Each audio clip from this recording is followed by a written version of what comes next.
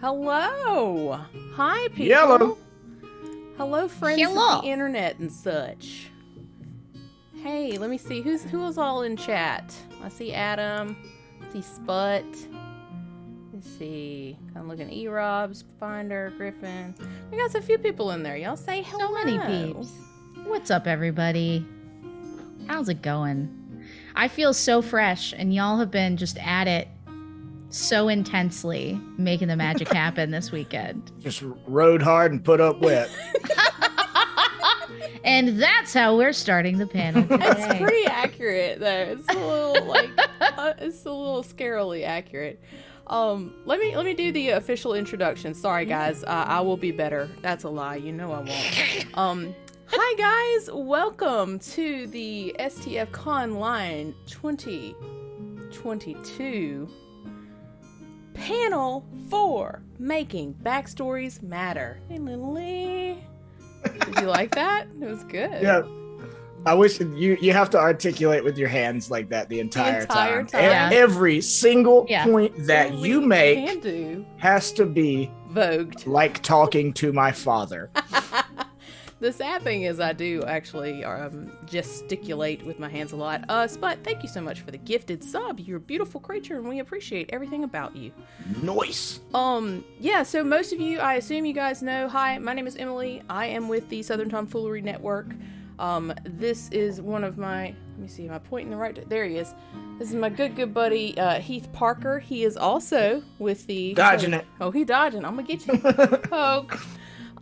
Is it bad that I actually expected my finger to come into your frame? It's not how that works. It would have been weird. It would have been. It would have been great. I'd have had to call somebody. But yes, no. The specialist of amazingest guest that we have tonight is the forever amazing, fantastically wonderful, and oh my gosh, beautiful Miss Ann Richmond. Thank you. Hi guys. I'm so happy to be here. How are I've you? missed you. I've missed you. You know, STF and Friends was such a good run. I was so honored to be asked to play with you guys, and we just had such a blast. So that when everybody was like, "Hey, want to come do this?" I was like, "I'll do anything, even just an hour-long panel about a thing. I'll do it. I miss everybody." Show up. Your good buddy Skip Hopsworth made an appearance at STF Oh Con this weekend. man, that's amazing. Miss that bastard. It hurt. Honestly, like it made me a little sad because like you came into my R.I.P. game, right? Mhm. Yeah. I was like, oh, Skip. Bless him. Oh my God, bless them all. Yeah. But yeah, this is going to be really exciting. And one of the things that we, do after games is we all chat about like what we did. And so I was very excited to just come and talk shop with these guys today, for sure. Well, we are super, super happy to have you here. Just in case anybody doesn't know, Anne did join us for like the very first arc of STF and Friends for Junker's Delight. It is available on our YouTube. If you haven't checked that out, go watch it. The shit is hilarious. It's also the audio is available now for our patrons. So if you prefer to listen as opposed to watch, that's an option too. I don't know what that was, but it happened. Doodly-doo. Had to do the plug. Yeah. Sorry, yeah. It's true. Right. And if you don't know me from that, I have a YouTube channel, youtube.com/Anne Richmond, where I talk about tabletop RPG things, everything from Dungeons and Dragons, Starfinder, Pathfinder, Vaesen, Tales from the Loop. I discuss it all, and also topics like today, which brings us to today's topic: making backstories matter. A discussion, a calm discussion with passion and deep feelings about our opinion. And maybe some arguments. Ooh, titillating back and forth. Love it. But yeah, I think if you don't mind, guys, I have sort of like a line of questioning that I think will allow everybody out there watching and even us to come away with some deeply held beliefs about how to craft either a backstory as a player that is easily used and integrated into a story and makes you feel like you have an active choice to make in every situation, or if you're on the GM side of things, what you can do to help get that kind of backstory from your players, and also what you can do to deliver active villains and characters yourself as NPCs, because we've already had a lot of conversations, so we're gonna like bring you in Step behind the all curtain. of the step behind the glass curtain into hell. Oh, God. The first question that I have for you guys is, there are a lot of people out there who are really big believers in front story, aka coming to the table with at minimal, like totally minimal stuff, and that's totally fine. And you guys should know out there in the dark, you should know that everything we say, your mileage may vary, do what you want at your own tables, but these are just our thoughts and feelings on things, and so take everything with a grain of salt. And also let us know if you have follow-up questions or commentary in the chat, and we'll cover those as they come in. But the first thing is, why have a backstory? What are the benefits of a loose plan versus the need to give your character like a clear objective and guide their actions and opinions? Like, why do you think you need a backstory when you show up to play? Heath, I want you to go first. I mean, I'm first of all, I'm like the classic like over backstoryer, you know. Like I've done better at trimming down the amount of backstories that I make for my characters. But I mean, for one, the writing process itself is really fun and creative and stuff. But for me in particular, like having that framework of like insight into the past of the character makes it to where I can kind of slip into the character and like inhabit that skin more easily and not so forced, you know, like putting a square peg in a round hole kind of thing. Like it really just helps me connect and feel like they're a real person, even if they're an absurd or silly character. Yep. And Emily, what do you feel like with backstory? How much do you feel like it matters to you? So early on in kind of like my TTRPG experience, I went, much like Heath said, very heavily into the I need to know every single thing that my character did up until we meet in a tavern, you know. I've stepped a little bit away from that, especially in our newest show. That character has a much looser backstory, and it scared me at the time, but I really like it actually now. I think that I may actually prefer now to have less of a concrete backstory and more flexibility to work with, especially in like what we do as like presenting not just us playing as, you know, friends at a table, but also presenting something as an entertainment format. I like that there's a lot of kind of opportunity for wiggle room. So I feel like I've kind of done a bit of both.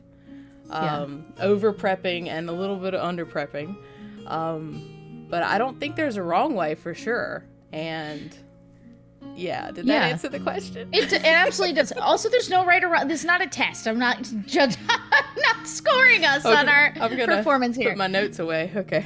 The Adam in chat, hey buddy, is saying that he loves discovering backstory as he goes, and the real J Pickle, which by the way, great name. I'm obsessed with it. It says, why is my character here participating is one of the favorite questions to come up with motivations. And J Pickle, you are a real one, because that is exactly what I feel like is the bare minimum you need to know. Even if you're, going to a con and sitting down at a table with pre-gens, you need to have some opinion as to why this person is willing to take what is clearly the most dangerous possible job they could have taken, to go and risk their life and limb to accomplish something. for me, I have 3 questions, and these are the 3 questions that I ask my players, and they're the 3 questions that I try to make sure after I build out that 5-page backstory for myself. What does that boil down to? Because like Heath had said, like, I need to feel the character. I need backstory so that I can align myself with the parts of the character that are like me and the ones that it takes a little bit of work to get there. And a lot of times that writing or thinking or searching Pinterest or whatever you do to, inspire your backstory, however you're doing that, it's the emotional connection so that I understand their wants and their needs. But that has to boil down for me into 3 key questions. This is where anyone who wants to take notes should pull out a pen because I'm about to just deliver it. No, I'm kidding. But I really recommend knowing what your character would kill to have or to know, who wants to see them fail, and like Mr. Pickle said, why are they willing to take on this most dangerous task? Yeah. So go ahead. I really like the second one. Who do they expect to want them to fail? Like that is one that I hadn't really thought about, but I think that's brilliant motivation. So I dig that. Well, I think it's an important one when we talk about creating a story that is exciting to a GM is one that includes an invitation, right? And giving them an NPC who literally wants you to fail. It's like, here's a free villain. Here is, something for you to tie in. And I think that's a really cool way to kind of invite their creativity. Like already the gears start turning when you get somebody to answer that question for you. Which brings me to kind of the next question is when you hand in your backstory, how do you format that for your DM? Are you the villain of the piece? Of the GM? Yes, I am the villain. No. It's a matter of perspective. I mean, I again, early on, long full form, it just write out paragraphs of backstory, like writing an actual damn story. Yes, that was my go-to. More recently, kind of bullet points. I've tried to parse it down a little more, make it more of kind of like the GM has an option to look back and very quickly reference, kind of a cheat sheet option. So that's kind of what I've moved to. But yes, straight up when I first started, and to some extent, I mean, still do, wrote a full-on like essay. Just said, good luck, GM. And Heath, how about you? What do you do? I'm an essay writer. I was an English major, so it just comes naturally to me like that. That's still like when I actually write out a backstory, it'll be I've gotten better about I'm not writing like 10-page stories. Like I'm not getting graded for that assignment, but I'll usually do about a page and a half, and I need to write it as like in paragraph form, to write it chronologically. You know what I'm saying? Like I need to tell myself the story of what it is. And by doing so, figure out any inconsistencies or any like motivational holes, gaps in my story. Cause sometimes you'll have like, it's like, okay, I've got these kind of 2 cool ideas I'm going with, and you start writing it and write out your little mini essay or whatever. And you get there and you're like, oh, well, I was really focused on this cool idea and I didn't think about the implications of it. And now like this whole chunk of it doesn't make sense. So like, writing it in that like paragraph format really helps me. Like, I don't just go like all in one go, like, because I'll get 2 paragraphs in and be like, oh, well, now there's a problem I need to solve, know, which is a good exercise, I think, for me to like, it makes me think more deeply about it than just having, here's 2 cool ideas, like 2 tropes that I want to throw together in a bag. But I want them to make sense, like I want there to be a certain level of logic and not to have somebody, when I do at some point reveal elements of that backstory, for people to like poke holes in it and be like, well, that's dumb. you know? Yeah. Well, and for me, I think it's not to do what I've already done, which is to sit somewhere between the two of you and go, well, I do both things. But I do. And it's because I know that probably the only person in the world, aside from the other players at your table as the story is being told, that wants to hear about your backstory is your dungeon master. Like, if they don't want to hear about it, like, you have done something wrong.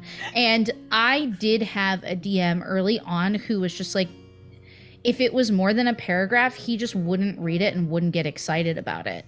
And that sucked, right? But that experience trained me to really think about what I was choosing to tell versus what I needed to know in order to play the character.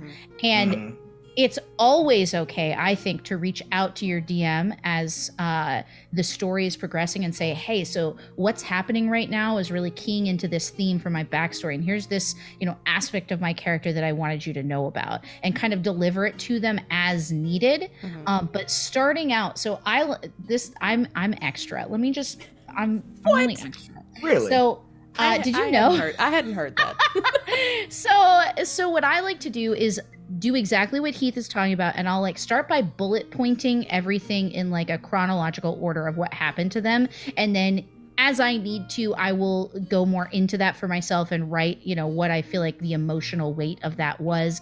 Not necessarily tragedy. Sometimes it's why do I love my wife? Or whatever the character's deal is.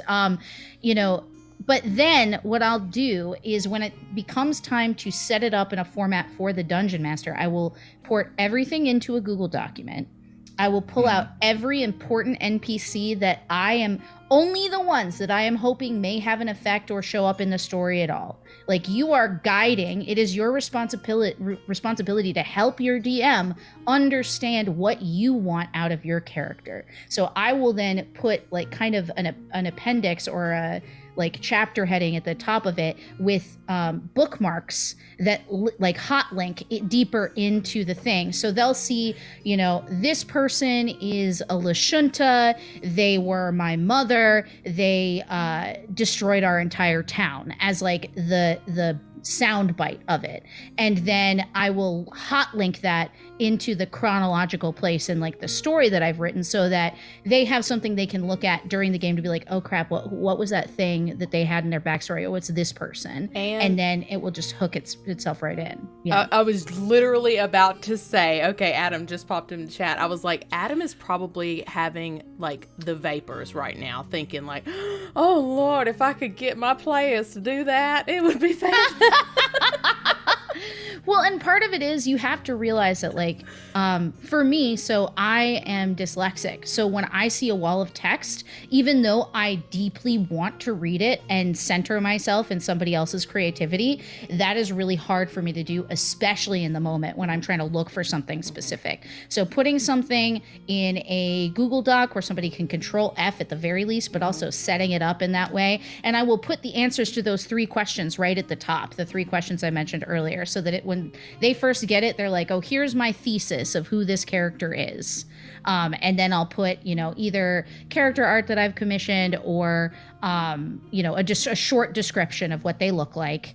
And then, a link to their character sheet, however you're doing that. And then I'll put those hot links and then the full story underneath. So I think that that's something that more people should do in terms of giving your DM the world, but make it easy for them to get excited about it. Because when you hand them a wall of text and they're like, this starts 10 years before our game even happened. What am I doing this far back in time? How is that?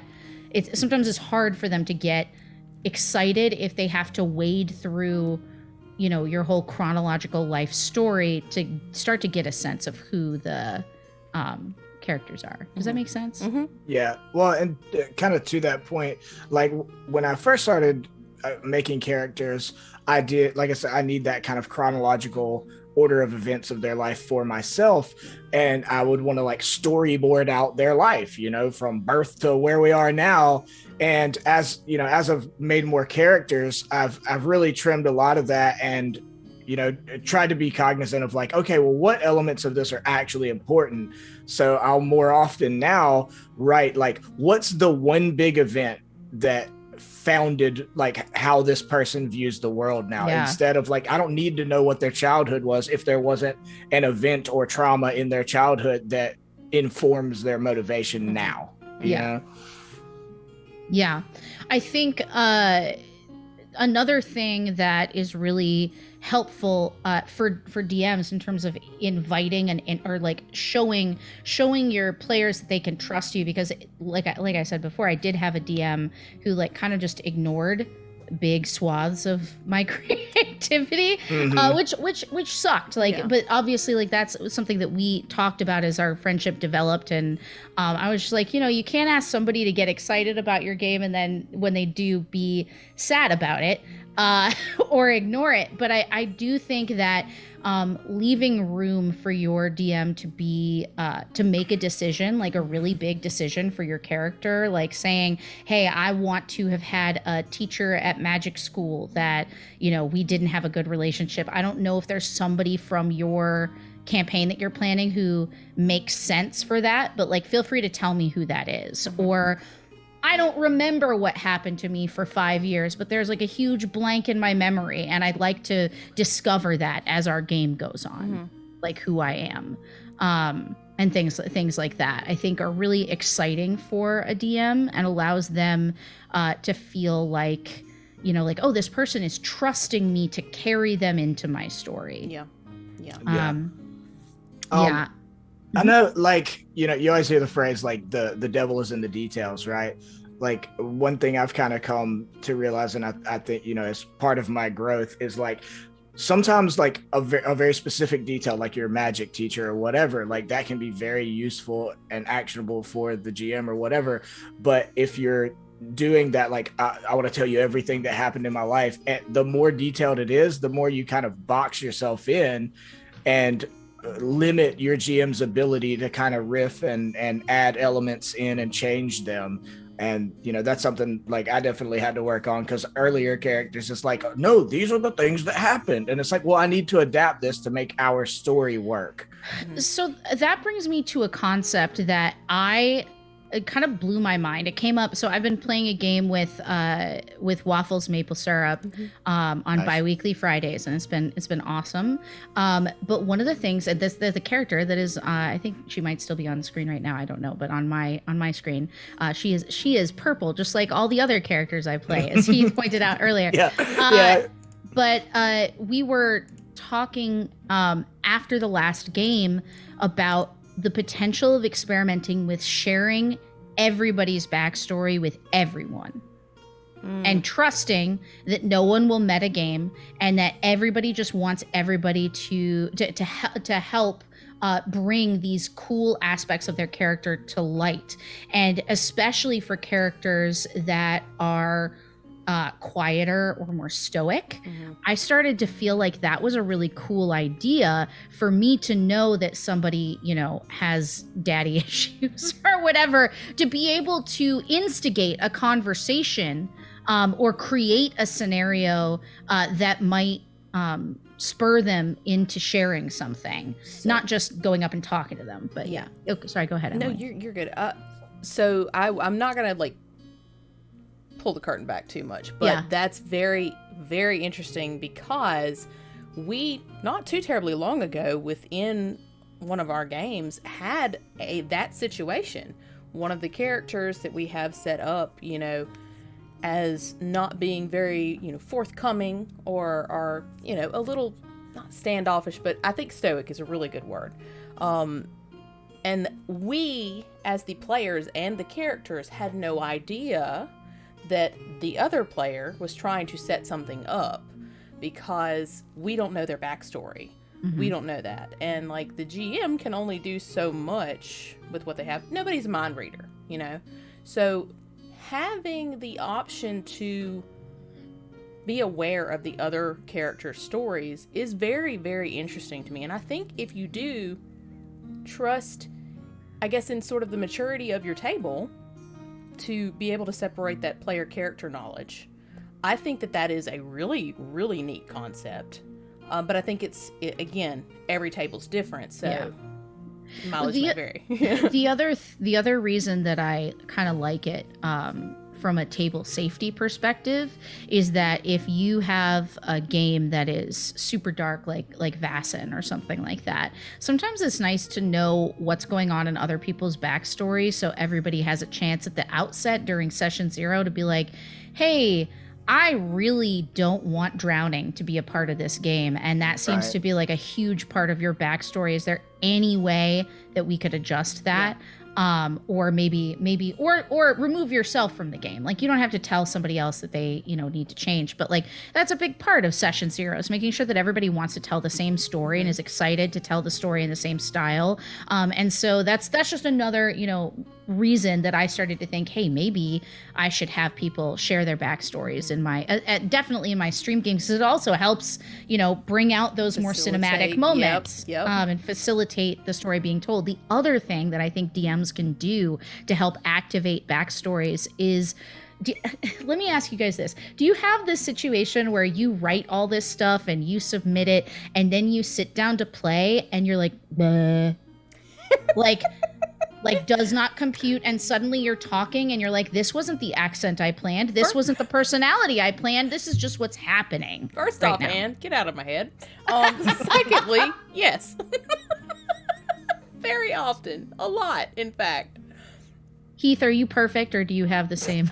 I'm certainly not perfect. I don't know. I mean, like, that's kind of what I'm trying to avoid most of the time with the work I do with backstory and trying to figure out my characters. I don't want to get to a point where I'm like, I have all these concepts, but when I was trying to put it in practice, I don't actually know who this person is, even though I did all this work trying to get to know who this person is. Like, I feel like that's a subconscious fear I have. So like, I haven't really had much of that experience because I try so hard to avoid it. Yeah. Well, so you are perfect, and that's fine.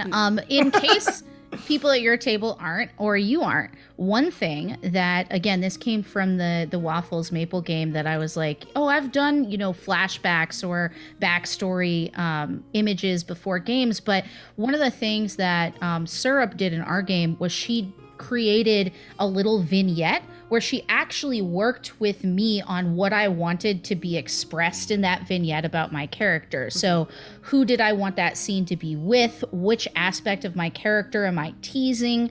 And what it did was, starting by going through those vignettes, while it's, sad that everybody has to be patient and wait to participate, it was really cool because I felt like, at least for the first 5 minutes of playing my character, I was able to settle in to what I meant to create.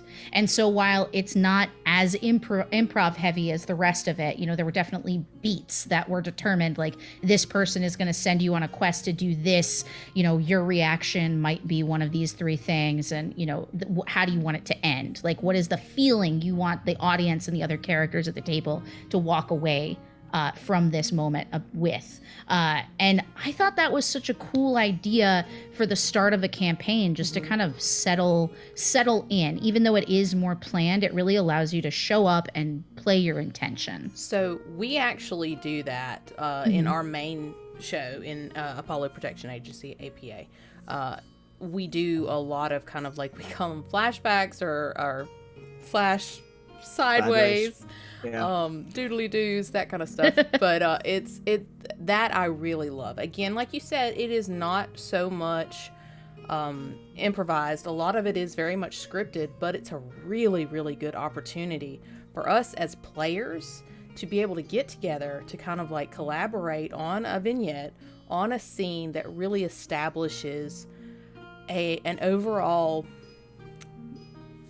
feeling of these characters and where they are in the moment, or what they're doing, or what they're trying, what we as players are really trying to evoke. And I love it. Some of my favorite things about, like, backstory were built out of those vignette collaborations. You know what I'm saying? Like maybe it wasn't a super established piece of backstory or piece of, like, canon that I had, but once we started kind of working as players, we can sort of build those set pieces up more. Yeah. And it's just, I love that. I love that so much. So we've talked a little bit about, like, what you should do. I feel like all of us should maybe take a second to describe. I feel like when the way that you come up with these little like things or rules for yourself is to like how to activate your backstory choices in like the story that's actively being told at the table. Sometimes it's easier to know what to do when you know what not to do. So do either of you could you describe a character whose backstory made it, the way you wrote it or the person you created made it hard to activate choices in game that like told you who they were? Is there anyone that like really struggled, and why do you think that is? Yes. Do you have anything, Heath? I'll let you go first if you do. You go first. Okay. So this was actually for the very first like TTRPG game that I was ever a part of. Adam ran it. It was Tomb of Annihilation, 5e. And my first character that I had, I loved her. Her name was Malachite. She was fantastic. But I got her killed because, like, there was a dragon. Because it's Tomb of Annihilation. It's because it's Tomb of Annihilation. Yeah. So we were at, like, I think level, 9 or something. So I had to bring in a new character. And as I did, because it was my second character ever, I wrote, like, this huge backstory, this grand epic that went along with her. Let's set the record straight. Oh boy. Oh no. Oh boy. Adam's this is the dangers of having your DM in the DMs. No. Your DM is in the DMs. She literally okay. Yes, I may have chosen to piss on the foot of a red dragon. Yes. Wow. That happened. These things happen, okay? Moving on. Well, that's a problem right there. Well, obviously, she made a bold character backstory-driven choice to piss on the foot of a red dragon.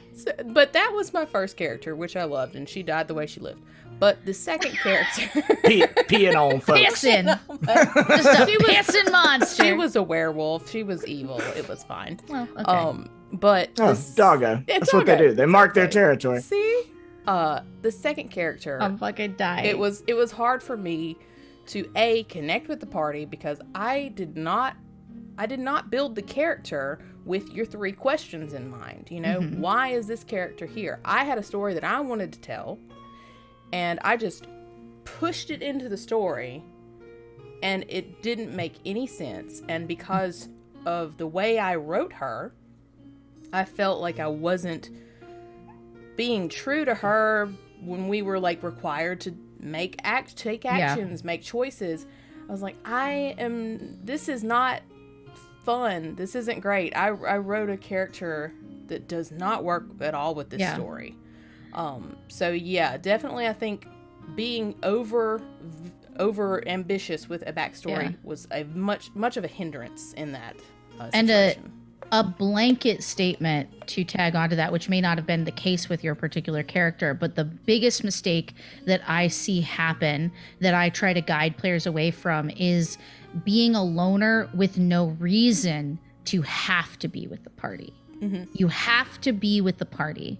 You cannot play, I mean, you can, but it will annoy me, a tabletop RPG like it is an MMO or Skyrim, where you're just going around doing your stuff and, you know, whatever the party does is whatever they do. Like, you have to, if you're a loner and maybe this is your first time where you've been forced for whatever reason, work with the DM. Like, they will help you figure out a reason. So play your loner, play your Aragorn, your stoic character, but figure out why they are there for sure. Your edgelord needs to still be part of the team. So I will say this was the issue. It was already an existing team of edgelords, and I came in with a pretty lawful paladin-esque character. Oh boy! So it was bad on me. Adam said really nail on the head. It was a really amazing backstory because I put a lot of work into it, but it had no way for him to incorporate it into the adventure that they were playing. So. And I wish that more DMs, if they are able to like see that from like air control, be like, oh, we got a character who's not gonna fit in there. We should probably communicate that to ground control. That's a weird weird metaphor there that I did, but hey, but I doing great. Thanks guys. I do wish that more DMs weren't so worried about hurting players' feelings when they were like, hey, we need a. When you reach out to the person, you should be like, hey, you're joining an existing party. Like if you're in Emily's situation, you're joining an existing party. These are some themes that would be really good to bring you in on, in the upcoming sessions. Does any of that excite you? And have a conversation about it, because but it's easy to not do that and just be like, okay, what's your next character choice? Because when somebody has lost a character, all you want to do is let them be whoever the fuck they want to be.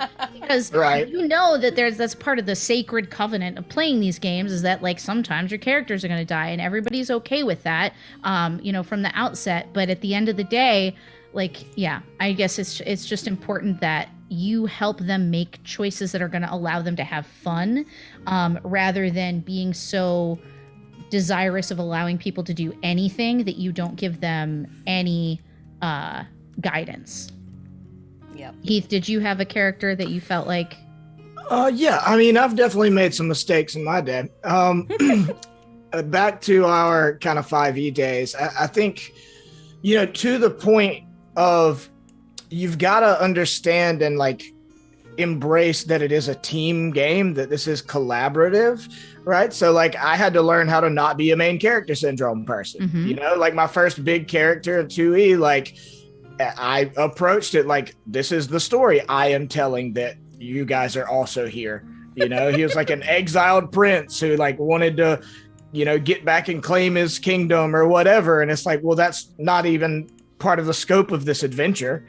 And kind of thrust himself into leadership, and like he very much ended up kind of being a leader of the party or whatever. But he was like, I was so hell bent on having him be the leader that it's like strong arming your party into I'm the leader, because I'm a prince. So yeah, like I mean, really, like it takes a little wisdom and self-reflection to be like, yes, like you're obviously concerned about your character, they're precious to you, they're your baby, whatever, but everyone is the main character in their own story, right? Like we're all doing this together. So let's workshop this, because I think this is really a perfect example. So past you said, I want to be a prince, right? Mm-hmm. I'm an exiled prince. All of those things describe your character, but they don't describe how you operate within the world. They are all passive states of being. You cannot play prince, but you can play desperate.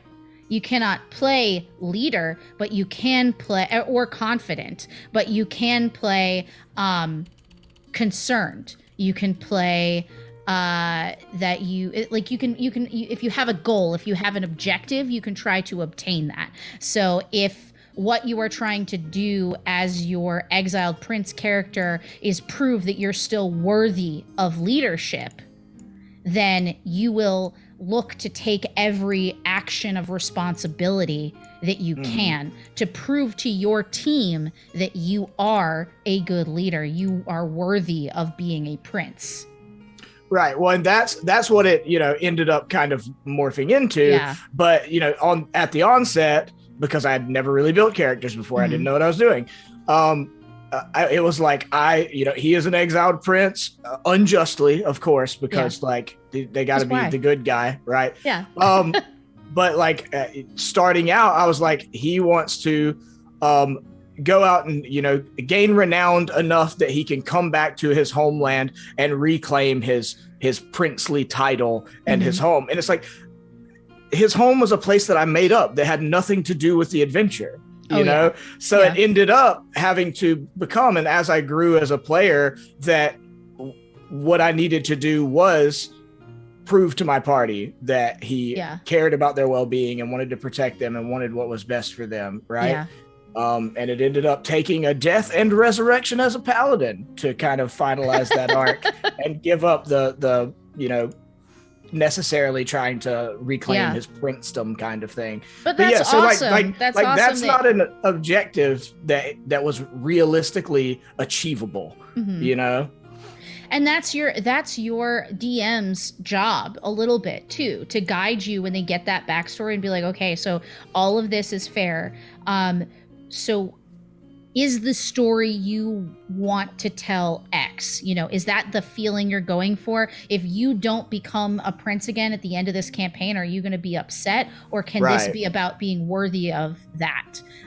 You know what I mean? So all of that stuff is really helpful on, you know, to ask yourself, but also as a DM to guide people who have made a passive choice towards an active choice, and to set some parameters, which is what brings me to my worst choice ever that I've made. I'm going to share it with you here today. So I came into a campaign late. There was somebody who had left a game. I was starting at like level 5. Everybody had already been together, and I've done this a couple of times with more or less success. This was the less one. This was an Eberron game, and I simply said, I have a changeling character that I made to play in Eberron. I just sent the backstory to the DM, and they said, that's great. I wanted to play a changeling. I wanted to be from like the monstrous areas of Eberron, and I wanted to be kind of like a spy and somebody who was on the run, and you know, all of that good edgelord shit that we all love so Right. much. Good. She had an active quest to cure this disease that was, I guess, keeping changelings from being able to change. So it was like putting their lives in danger. So she was like, I need to save my people. That's my objective. Now, what was the group makeup that I walked into? Oops, all humans. Bump it up, bump, bump, bump, bump. So I was coming in as this monstrous person, who all of these humans were playing characters who were literally in the army, trying to put down revolts and restore what they saw as peace to their lands. But I saw as blatant racism, and it was terrible. And it was awful. And it brought out this, like, what it did was it took everybody who had been playing people that they saw as heroes for 6 months before I joined the game, and then made them like racist colonialists. Yeah.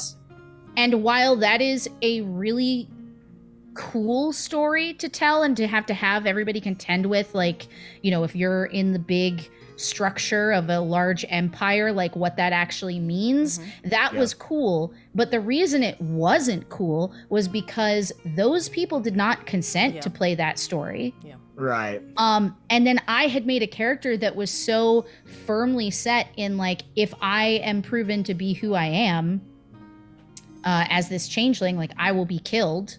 And I did manage to lie to them for another like 6 months. So about a year into their campaign, they realized I was a changeling. So that was cool. Oh, that wow. was awesome.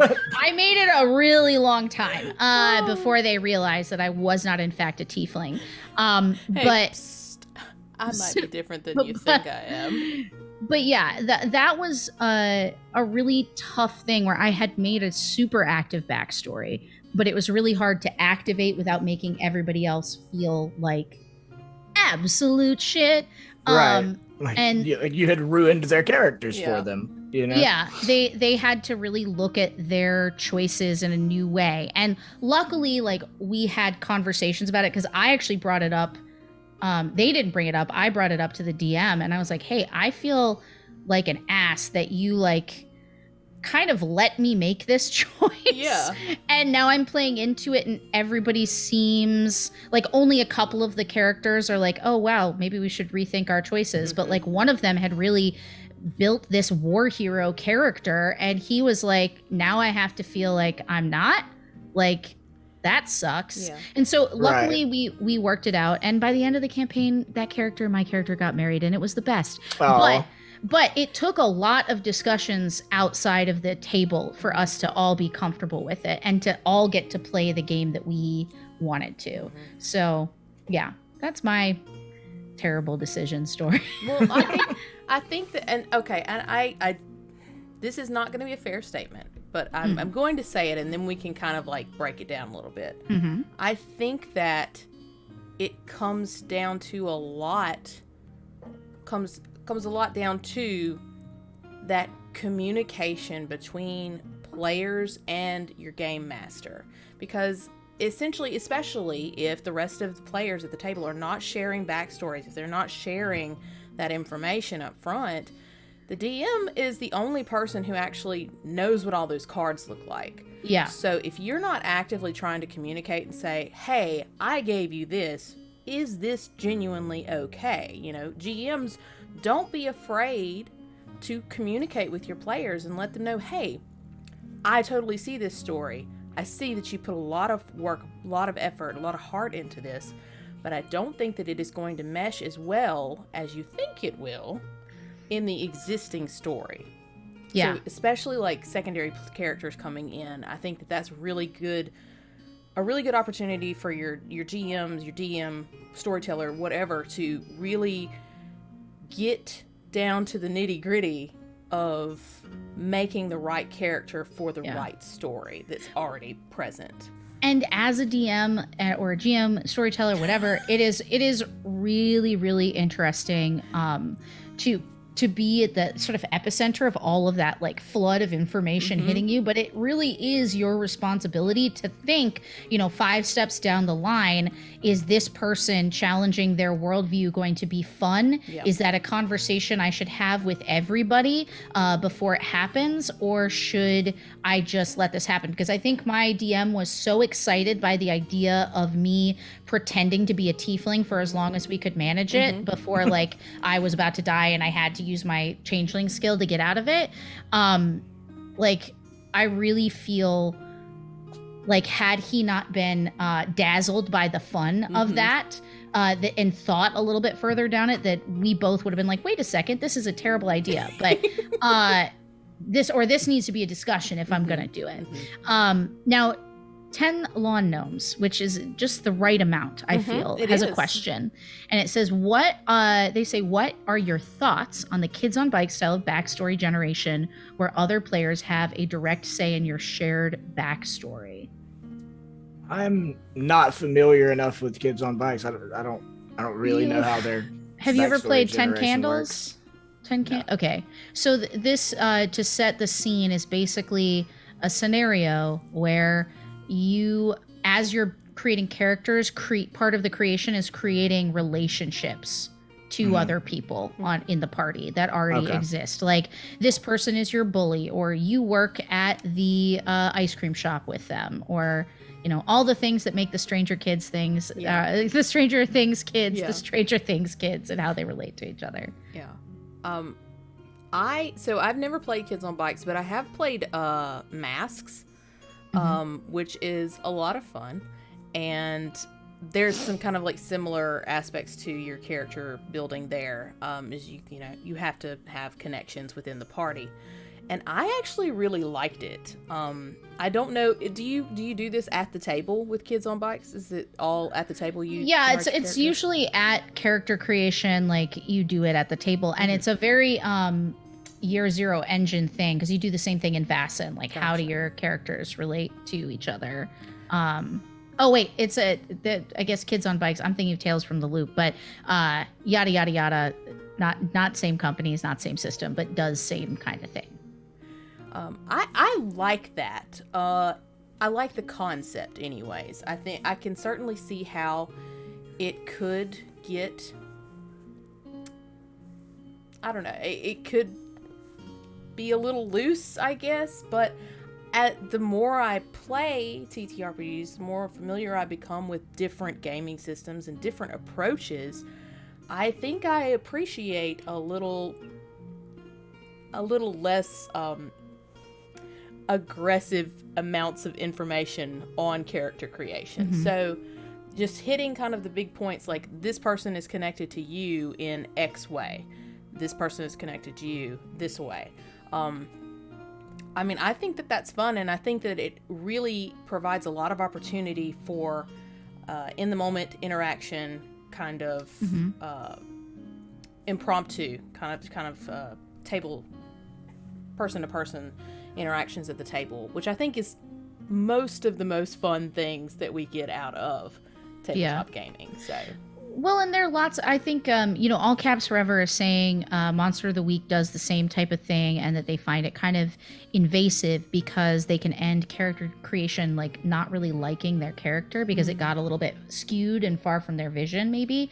And I totally feel that. I don't feel it aggressively enough to not play those systems, but I definitely have had scenarios where I've gotten through the end of character creation in one of those systems, and then I've been like, oh, that's not what I intended at all, but I guess I'm the hot chick who's mean to people now. You know what I mean? Right. And then you run with it, right? But sometimes it's fun because it's that little extra it's the seed of loss of control that all TTRPGs are. Not loss of autonomy necessarily, but loss of control, because eventually the dice are going to tell you something you don't want to hear, or that you didn't intend. So it sometimes it's just like the extra, stank on allows you to make a decision that you weren't necessarily starting out intending. But it does also allow you not to have to be like, you start in a tavern with a bunch of strangers. Yeah. Like, you know each other. You have at least, have a passing relationship with knowing something about the other characters, which is fun. To be fair, I have never played, like, even the mask game that I played, and there was another one, I cannot remember the name of it, but those were one-shots. It was a single session thing. So essentially it was a throwaway character, in essence. So I was not so broken up about some of the choices that had been made because I didn't have to come back to that character. So if it was a long running campaign, I might definitely feel differently. So one aspect of this that came up in a game that I was in, it was a Tal'Dorei game. So it all took place in the Critical Role universe before Wildmount, the Wildmount campaign guide was out. What our DM did was have us play a one shot where we were all orphans in an orphanage in whatever the main city was, I forget, during the Chroma Conclave. And so all the dragons show up, we all get scattered to the Nine Winds, and that's our like shared moment in our backstory. So we all did little bits of like role play and discussion beforehand and how our characters related to each other. Then we all got to play through this big moment of how we all got sent on our various paths. And then she did individual like one-on-one D&D kind of with us to bring us through the 10 years between Chroma Conclave attack and then when we were going to pick up the story, and sometimes would say, oh, hey, I'm doing yours tonight, but I'm going to make this person available because your stories cross over. That is very, and very so cool. Then we'd have like an interaction between the two characters somewhere in that 10 years. And that was a lot, but I will say that when we sat down to play the actual campaign, we all knew exactly how we felt about each other. We all knew who was frustrating us and who we thought was dead and we're so grateful wasn't, or a big secret that like our personality is totally different now from what it was when they knew us as kids, and that was a fun reveal. But that is a very high touch version of that sort of establishing relationships thing. But it does give people more ownership over the decisions. That is very cool. And I do love that. I will say we're coming up close to our time, and there are a couple of questions that I did want to. Let's hit those. E-Robs asked earlier, I grabbed this so I wouldn't forget it. Do you start with a character backstory before you decide on a character build, or vice versa? Depends. All these systems are different and stuff, and your level of familiarity with your system is gonna often determine that, right? Like, especially like we play a lot of Starfinder, right? Once you've played for 3, 4, 5 years, like you've kind of tallied off a list of characters and classes and things that you've played. So that very much might inform us like, oh, well, I've never played a Solarian before. So like, I really want to play a Solarian. Let's find a way to make that work. How can I build my Solarian? Right. Yeah. But I mean, you can do it both ways. When we first came into Starfinder, I hadn't played any of the classes. Right. And I was like, I want, I want to be Marshall, and I want like like the story of a fighter, like of a boxer, like I wanted that kind of backstory more than I wanted a specific class, Soldier just worked for it. So, I mean, like, I know that's not a hard definitive answer, right? But like, it's variable because it depends on your experience and what you're looking for in that character and that experience. I will say on the same show, the same, set of characters, for Ziva, I knew going in that I wanted to try an Envoy build, because I just thought, I was like, oh, this is a cool class. I really dig it.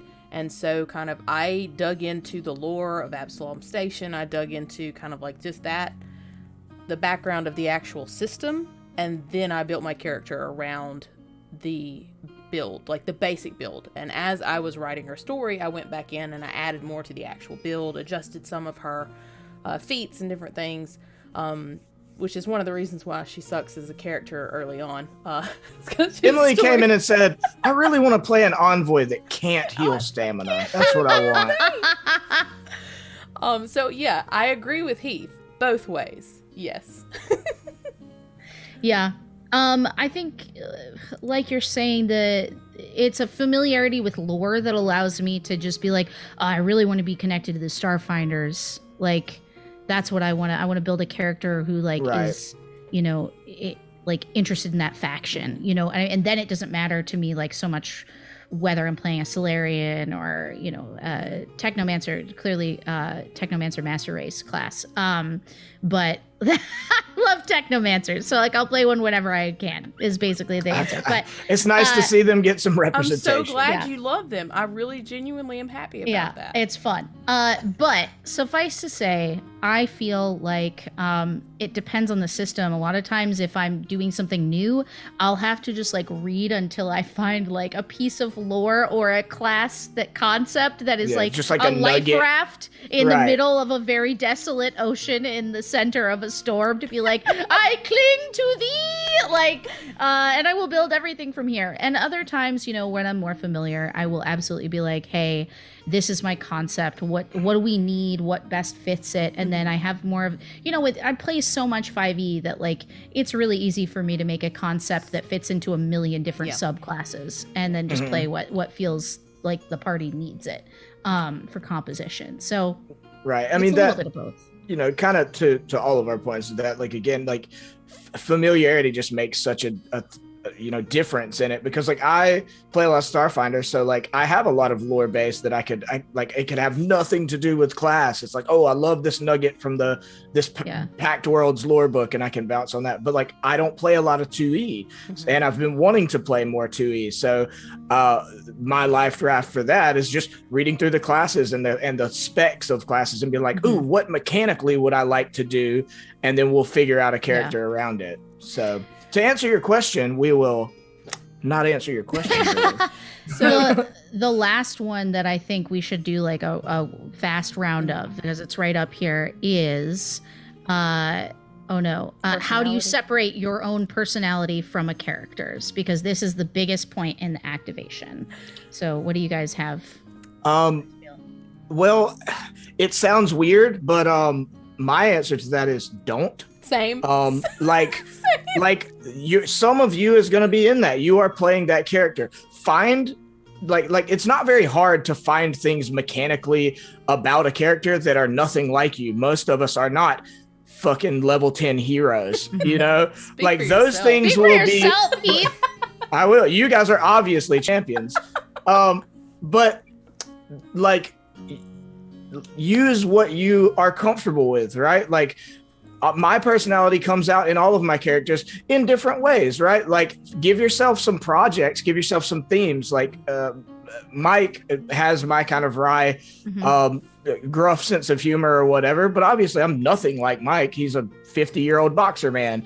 But then like Hestia, I created with a project in mind. I was like, Mhm. I want to challenge myself to play a character who is wholly committed to others, who is friendly and considerate at all times, you know, which is tough for people to do in general. I know I'm making myself sound like an asshole. But No, you're not. like don't shy away from your personality, but give yourself objectives with your characters that you can use your personality to fulfill. Well, and that is the biggest key there. And the difference between a hero and a villain is simply what they want and what they're willing to do to get it. And so when you are sitting there going, oh, all these characters are like me, all you have to do to get away from that, if what you really want to do is to get away from that, because sometimes like giving yourself permission to just, lean on what you're good at is totally fine. But if what you want to do is challenge yourself, pick someone who wants something that Anne would never want.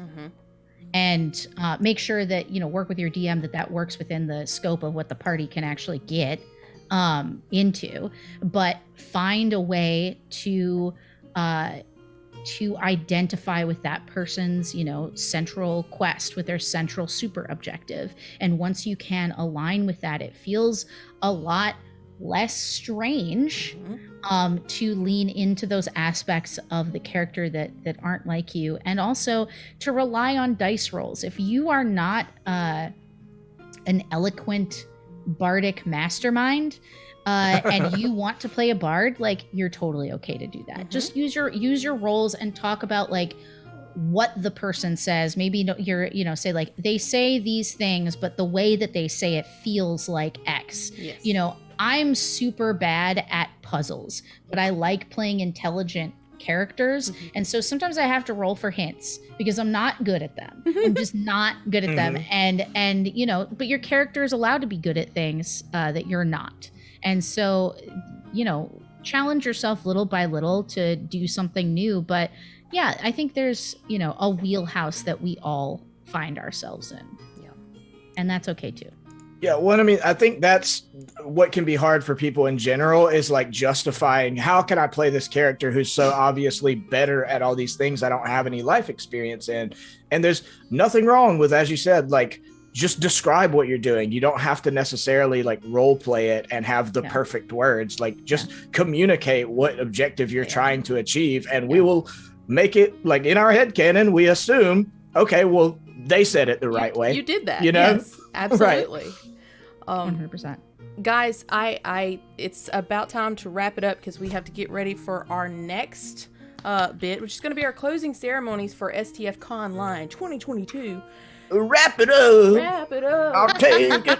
I just need to say, Anne, thank you so freaking much. I love you dearly. I'm so glad anytime I get to see your beautiful face and spend any time with you. That being said, Anne will be at Gen Con this year. Will be. So I'll be there, so I'll get to see her face in real. I will be at JealousyCon at my house. Yeah, I'll be running games for Steamforged. So if you want to come play D&D and be at my table, look for the event hall and go sign up for a game. As always, yes, thank you. And thank you so much to chat. You dropped some really, really cool comments, some very good questions. Really always happy to get all of y'all's feedback. Hang out just a little bit. We'll be back in, less than an hour for the STF Con closing ceremonies, as well as our part 3 of the extraction of Kuiper Vargas. So until then, gang, we'll see ya. We'll see ya.